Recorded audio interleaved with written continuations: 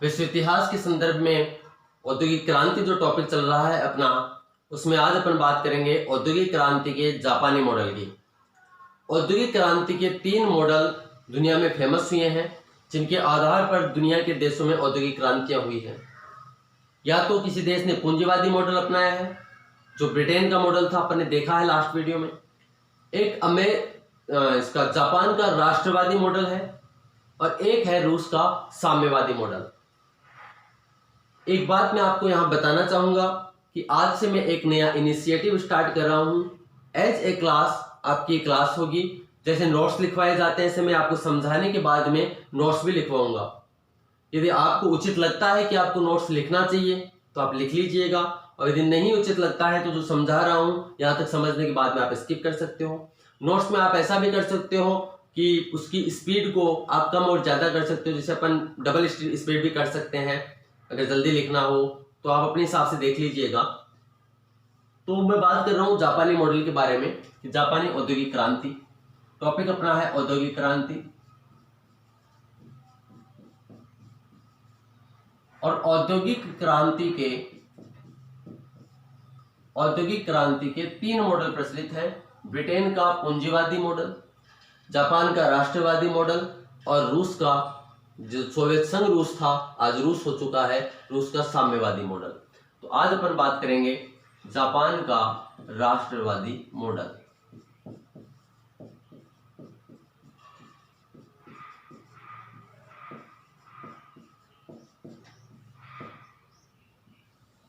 Japan ने जो मध्यकाल जो अर्थव्यवस्था थी 18वीं सदी में, वो मध्यकालीन टाइप की अर्थव्यवस्था थी। कोई बड़ी ग्रोथ नहीं की थी उसने, कृषि आधारित अर्थव्यवस्था थी और इतना ज्यादा कोई इनिशिएटिव भी नहीं था। बहुत ज्यादा राजस्व भी प्राप्त नहीं होता था। अपन बोल सकते हैं कि सामंतवादी जमींदारी टाइप की व्यवस्था थी वहां पर।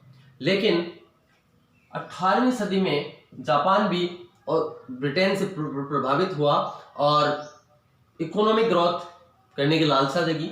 तो जापान ने क्या किया, सबसे पहले उद्योग स्थापित करने के लिए अपने को चाहिए कच्चा माल।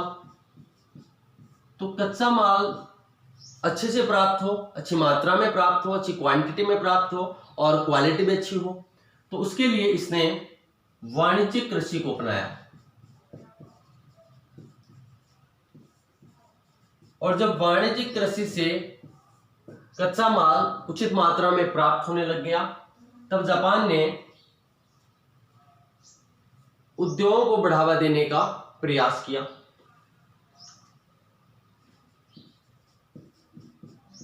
उद्योग स्थापित करने के लिए चाहिए होती है तकनीक। तो जापान ने यहां पर कृषि और जमीन पर एक निर्धारित मात्रा में टैक्स लगाया। इस निर्धारित कर से जो पैसा जापान के पास में आया, इस टैक्स के पैसे का प्रयोग, इस कर का प्रयोग जापान ने तकनीक खरीदने में किया। पहले इसने आधुनिक तकनीक खरीदी। जब तकनीक आती है किसी देश में तो हर देश में उसका विरोध होता है। जब भी कोई नया इनिशिएटिव आता है तो उसको समाज, सोसाइटी, लोग बहुत इजी वे में एक्सेप्ट नहीं कर पाते हैं। ऐसा ही कुछ हुआ जापान में भी। जैसे हाल ही में अपन बात करें तो ड्राइवरलेस कारें आई है। ओला उबर को भारत ने भी अनुमति नहीं दी है, बहुत सारे देशों ने अनुमति नहीं दी है, कुछ देशों ने दी है तो सीमित मात्रा में दी है। उसका कारण यह है कि यदि एकदम से आ जाएंगे तो लोग बेरोजगार हो जाएंगे। और ऐसा जापान के लोगों ने ब्रिटेन में देख लिया था कि जब कृषि के अंदर ब्रिटेन में तकनीक को अपनाया गया तो 18वीं सदी में ब्रिटेन में 18वीं सदी के प्रारंभ में 77% पॉपुलेशन गांव में रहती थी, 23% पॉपुलेशन थी शहरों में। लेकिन जैसे ही वहां पर कृषि में तकनीक को अपनाया गया, बहुत सारे किसान, कृषक लोग बेरोजगार हो गए और शहरों की ओर पलायन करने लग गए। 1860 ईस्वी आते आते 80% जनसंख्या गांव में, शहरों में आ चुकी थी। बहुत बड़ा परिवर्तन था ये, बहुत बड़ा परिवर्तन था, और गांव की जनसंख्या 20% ही रह गई थी। लेकिन इससे सबक लेते हुए जापान ने इसका विरोध किया। जापान में राष्ट्रवादी मॉडल अपनाया गया है। आज भी वहां पर यदि अर्थव्यवस्था को गिराना होता है तो अपने देश की तरह, भारत की तरह वहां हड़तालें नहीं होती हैं, वहां रेलवे ट्रैक को नहीं उखाड़ा जाता है, वहां पर बसों को नहीं जलाया जाता है, बल्कि उत्पादन बढ़ा दिया जाता है। उत्पादन इस तरीके से बढ़ाया जाता है जैसे एक पैर का ही जूता बनाएंगे और बहुत ज्यादा मात्रा में बना देंगे, तो उससे क्या होगा, आर्थिक मंदी आने की आशंका होती है। तो ये जापानी मॉडल है, राष्ट्रवादी मॉडल है। तो जब तक यहाँ पर टैक्स का पैसा है, टैक्स से तकनीक खरीदी, लेकिन जापान ये जानता था कि तकनीक जब तक खुद नहीं बनाएंगे तब तक सक्षम नहीं हो पाएंगे। जब लोगों ने इसे एक्सेप्ट नहीं किया तो पहले तो जापान ने खुद ही उद्योगों में निवेश किया। स्वयं सरकार ने निवेश किया, सरकार ने इन्वेस्ट करना चालू किया। सरकार के निवेश के बाद में कुछ उद्यमी थे जो उद्योग लगाना चाहते थे, उद्योगों में निवेश करना चाहते थे, तकनीक को भी अपनाना चाहते थे, लेकिन वे सक्षम नहीं थे, या यूं कहिए कि प्रेरणा चाहिए थी। तो सरकार ने उद्योगपतियों को तकनीक अपनाने के लिए सब्सिडी दी। जैसे आज ऊर्जा क्षेत्र को बढ़ाना है अपने को, तो ऊर्जा क्षेत्र को बढ़ाने के लिए अपन क्या कर रहे हैं, सौर ऊर्जा मतलब सौर ऊर्जा को, जो गैर परंपरागत ऊर्जा स्रोत है, नवीकरणीय अक्षय ऊर्जा स्रोत है, उनको बढ़ाना है कि लोग उनका ज्यादा यूज करें। तो अपन उसके लिए क्या कर रहे हैं, सरकार उनके लिए सब्सिडी दे रही है। जब डीजल पेट्रोल में सरकार कहती थी पेट्रोल की गाड़ियों का प्रयोग कीजिए, डीजल का कम प्रयोग कीजिए, जब लोग डीजल का प्रयोग ज्यादा कर रहे थे, डीजल गाड़ियों का प्रयोग ज्यादा कर रहे थे, तो डीजल और पेट्रोल की कीमत को बराबर लाया गया और आज पेट्रोल की ही गाड़ी निकलवाना लोग पसंद करते हैं। ऐसे कुछ परिवर्तन इस तरीके से यहाँ पर सरकार ने सब्सिडी दी, लोगों ने तकनीक को अपनाया। और उसके बाद में एक बड़ा बदलाव आया जब जापान ने तकनीक के अंदर स्वयं का भी निवेश किया, और जापानी सरकार के इस निवेश के कारण वह तकनीकी क्षेत्र में, विनिर्माण क्षेत्र में, द्वितीय क्षेत्र में बहुत सक्षम हो गया। और ये जो सक्षमता थी वो इतनी है कि आज अपन भी बहुत सारे विनिर्माण के जो उपकरण हैं वो जापान से आयात करते हैं। अपन ने यहाँ पर जापानी कंपनियों को विशेष रूप से आमंत्रित किया है कि अपना प्लांट लगाए। उनके लिए विशेष इसलिए है कि अपन ने जापानी पार्क का गठन किया, जापानी पार्क बनाए हैं। वहां की कंपनी जेट्रोन और रिको के बीच में MOU हुआ है, और राजस्थान के अंदर भिवाड़ी में गिलोट, नीमराणा, कहरानी ऐसे क्षेत्र हैं जहां पर बड़े बड़े जापानी पार्क विकसित किए गए। वो केवल विनिर्माण क्षेत्र में निवेश करेंगे क्योंकि उन्होंने तकनीक हासिल कर ली थी उसी समय, जबकि भारत मेक इन इंडिया आज लेकर के आ रहा है लगभग 150-200 साल बाद। तो कहने का मतलब है तकनीक में भी सक्षम हो गए कि बाहर से कब तक आयात करेंगे, खुद का निवेश कीजिए। इसके बाद में जो क्षेत्र बचा वो था इनका आधारभूत। तो सबसे पहले इन्होंने क्या किया, कच्चे माल के लिए योजना बनाई, वाणिज्य क्रांति की। दूसरी इन्होंने कृषि और भूमि पर टैक्स निर्धारित किया। तीसरा काम इन्होंने किया कि उद्योगों में तकनीक को बढ़ावा दिया। तकनीक को बढ़ावा देने के लिए इन्होंने सबसे पहले क्या किया, तकनीक का आयात किया। तकनीक के आयात के बाद में उद्योगों को सब्सिडी देना चालू किया। उसके बाद में खुद ने निवेश किया। चौथा पॉइंट आता है आधारभूत ढांचे का विकास। अब जब उत्पादन होने लगा तो उत्पादन होने के कारण उसकी खपत भी होगी, और खपत के लिए चाहिए बाजार। बाजार तक व्यक्ति की पहुंच हो, इसके लिए होना चाहिए एक बढ़िया इंफ्रास्ट्रक्चर, बढ़िया आधारभूत ढांचा। आपके पास अच्छी सड़क, यातायात, ऊर्जा की व्यवस्था होगी, तब अपन उद्योगों को अच्छे से बढ़ावा दे सकते हैं, अपने माल को एक जगह से दूसरी जगह पे भेज सकते हैं। तो जापानी सरकार ने सरकार ने बहुत ज्यादा निवेश किया यहाँ पर, और नहर, सड़क, यातायात, परिवहन, पोस्टल सेवा, डाक सेवा, टेलीग्राम इन क्षेत्रों में निवेश किया, जिससे वहां पर इन क्षेत्रों को गति मिली। अब जापान लगभग हर मोर्चे पर बड़े बड़े विकसित देशों को, जो यूरोपीय कंट्रीज थे, उनको बराबर की प्रतिस्पर्धा में टक्कर दे रहा था।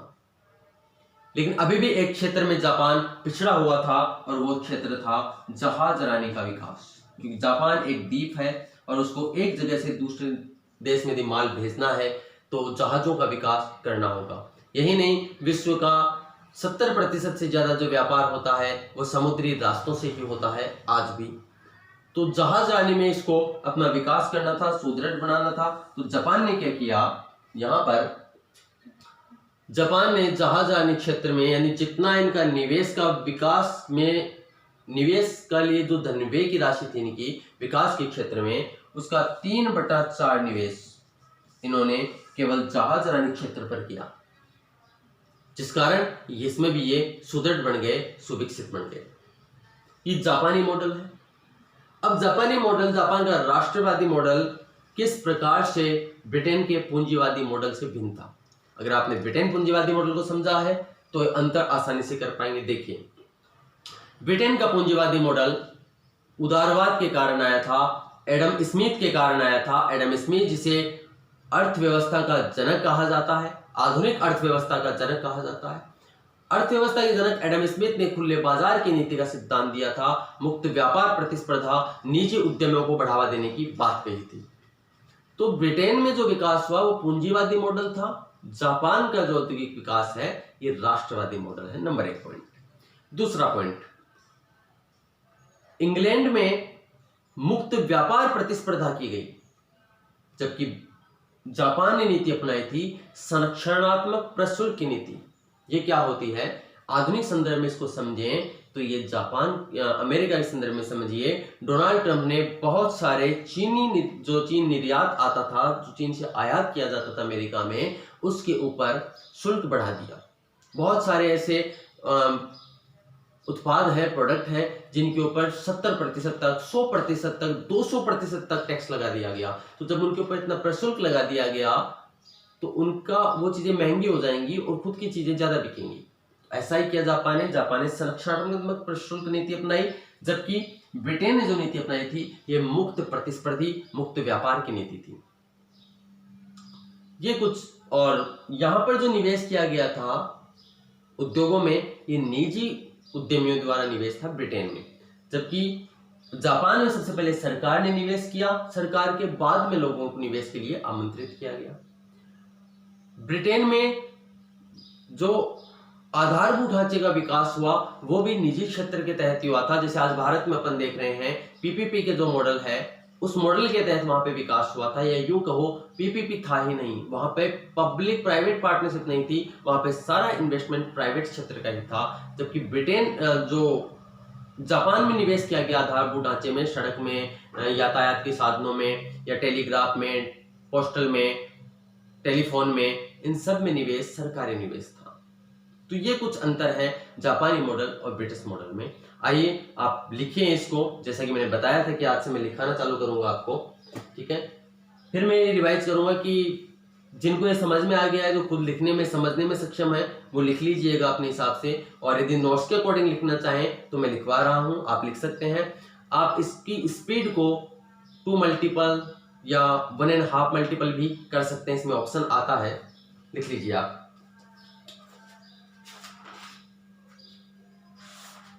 हेडिंग डालिए, जापान में औद्योगिक क्रांति का राष्ट्रवादी मॉडल। 1860 ईस्वी तक जापान में मध्यकालीन प्रकार की ही अर्थव्यवस्था थी।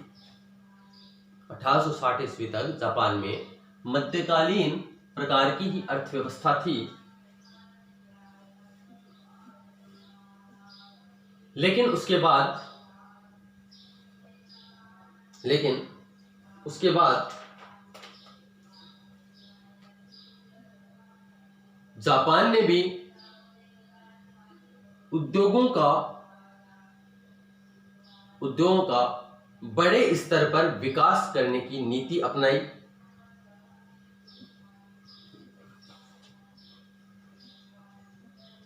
जिसमें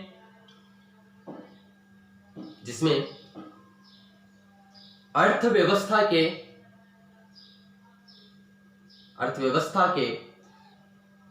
राष्ट्रवादी मॉडल को अपनाया गया। जिसमें अर्थव्यवस्था के राष्ट्रवादी मॉडल को अपनाया गया। इसके निम्न बिंदु थे। डैश नंबर 1 पॉइंट, उसमें लिखिए, कच्चे माल की प्राप्ति के लिए वाणिज्यिक कृषि को बढ़ावा दिया गया।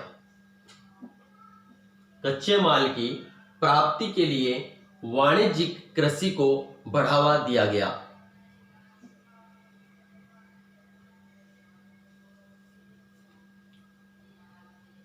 अगले पॉइंट में, कृषि और भूमि पर निर्धारित कर की व्यवस्था की गई।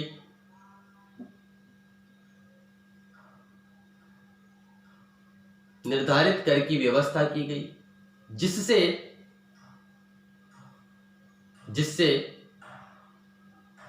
लाइन चेंज कीजिए, पॉइंट नंबर 3, जिससे उद्योगों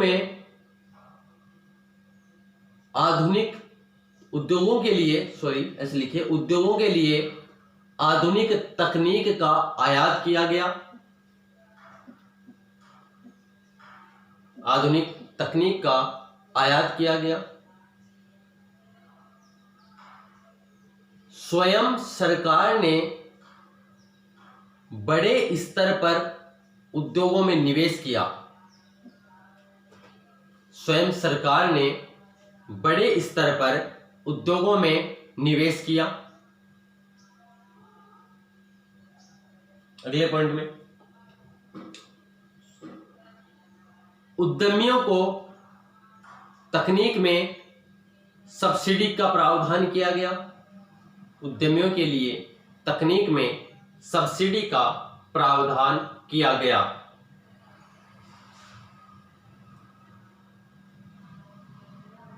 अगले पॉइंट में, जापानी सरकार ने तकनीकी क्षेत्र में निवेश प्रारंभ किया, जिससे जापानी सरकार ने तकनीकी क्षेत्र में निवेश प्रारंभ किया, जिससे वह तकनीकी क्षेत्र में भी सक्षम हो गया।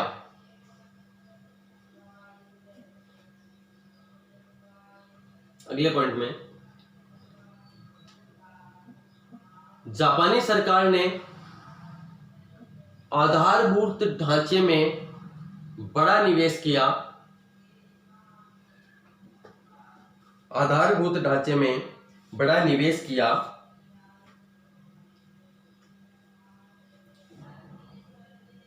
और सड़क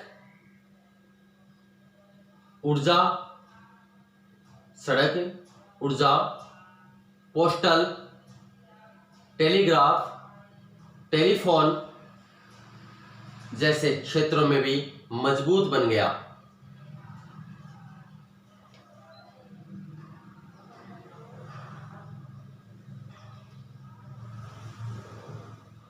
लाइन चेंज करके लिखिए, लेकिन अभी भी वह जहाजरानी क्षेत्र में पिछड़ा हुआ था।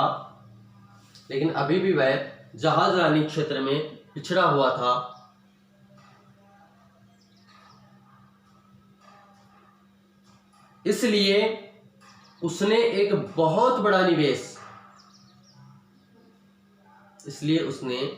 बहुत बड़ा निवेश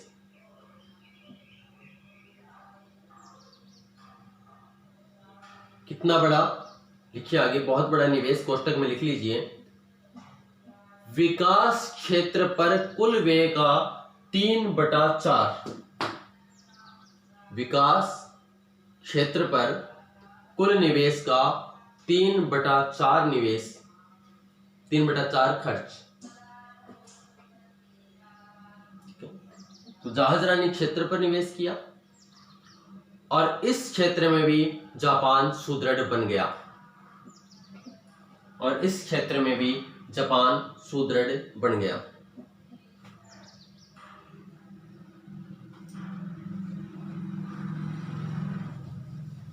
एक पॉइंट बनाइए आप, ब्रिटिश पूंजीवादी मॉडल और जापानी राष्ट्रवादी मॉडल में अंतर।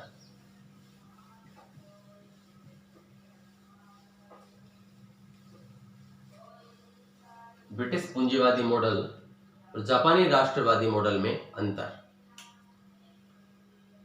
लेफ्ट में लिखिए ब्रिटिश पूंजीवादी मॉडल और राइट में जापानी राष्ट्रवादी मॉडल। ब्रिटिश पूंजीवादी मॉडल में पहला ब्रिटिश पूंजीवादी मॉडल था, ये यहां था पूंजीवाद आधारित अर्थव्यवस्था। पूंजीवाद आधारित अर्थव्यवस्था। जापानी मॉडल में लिखिए राष्ट्रवाद आधारित अर्थव्यवस्था। जैसे भारत की अब अर्थव्यवस्था यदि बनेगी तो राष्ट्रवाद पर आधारित होगी। आत्मनिर्भर बनिए, चीन का विरोध कीजिए, चीनी सामानों का विरोध कीजिए।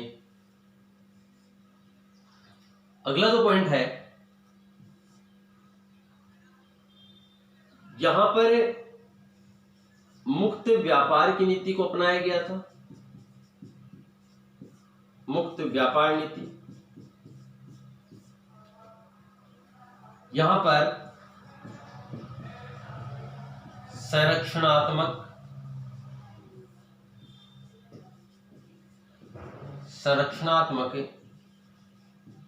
प्रशुल्क नीति को अपनाया गया है।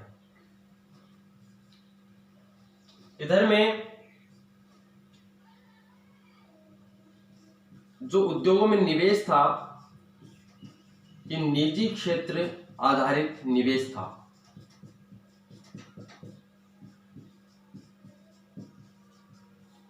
इधर में जो निवेश किया गया है, ये ज्यादातर क्या सारा ही निवेश प्रारंभ में सरकार द्वारा उद्योगों में निवेश, यहां पर निजी क्षेत्र का निवेश या सरकार का निवेश है। यहां पर आधारभूत ढांचे का विकास जो किया गया है, यह भी निजी क्षेत्र में था। तो लिख लीजिए आधारभूत ढांचे का विकास निजी क्षेत्र से। यहां पर आधारभूत ढांचे में निवेश जो हुआ, यह सरकार द्वारा ही किया गया, सरकारी निवेश। ठीक है। इधर लोक परिवहन बस सेवा थी, इधर राजस्थान राज्य पथ परिवहन निगम था, सरकारी निवेश था। ये अपना जापानी मॉडल था। नेक्स्ट वीडियो में अपन देखेंगे रूस का, सोवियत संघ रूस का साम्यवादी समाजवादी मॉडल। ठीक है। हालांकि उसमें रूस पिछड़ गया, क्योंकि वह केवल रक्षा क्षेत्र पर ही ज्यादा ध्यान देने लगा, इसलिए वह पिछड़ता गया। नहीं, बहुत बड़ी प्रतिस्पर्धा दे रहा था रशिया भी, बहुत बड़ा उसका भूभाग क्षेत्र है और सक्षम है, उसके बाद में वह नहीं कर पाया। तो बहुत सारे रीजन है उसके, अपन देखेंगे कि रूस का साम्यवादी मॉडल क्या है नेक्स्ट वीडियो में। Lot of thanks.